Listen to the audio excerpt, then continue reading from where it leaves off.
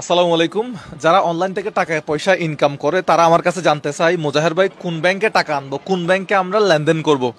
আমার ব্যক্তিগত অভিজ্ঞতা, যেহেতু আমি 2018 সাল থেকে অনলাইনে আছি, আমার ব্যক্তিগত অনেকগুলো ব্যাংকের অভিজ্ঞতা এবং আমার আশেপাশে যারা ব্যাংক ব্যবহার করতেছে, আমার ফ্রেন্ড সার্কেল অ্যান্ড যারা হচ্ছে আমার অনলাইনে আর্নিং করতেছে এরকম বন্ধু বান্ধব, তাদের অভিজ্ঞতার আলোকে বলবো।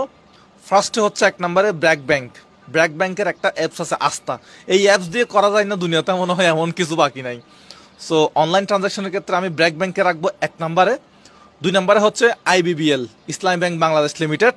সেলফিন তাদের একটা অ্যাপস আছে, এতটা উপকারী বলার মতো না। এই সেলফিন অ্যাপস দিয়ে করা যায় না এমন কোনো কাজ মনে হয় নাই। তিন নম্বর হচ্ছে সিটি ব্যাংক। তো এই তিনটা ব্যাংক আমি আপনাকে অনলাইন ট্রানজাকশনের ক্ষেত্রে এগিয়ে রাখবো। তবে এখানে কোনো ব্যাংক থেকে আমি কোনো প্রকার টাকা নেই নাই বা কারো স্পন্সর ভিডিও না, এটা এটা শুধুমাত্র আমার ব্যক্তিগত অভিজ্ঞতা এবং আমার আশেপাশে যে মানুষগুলো অনলাইন থেকে লেনদেন করতেছে, অনলাইন থেকে টাকা পয়সা ইনকাম করতেছে, তাদের অভিজ্ঞতার আলোকে এই তিনটা ব্যাংক আমি সিরিয়াল করলাম।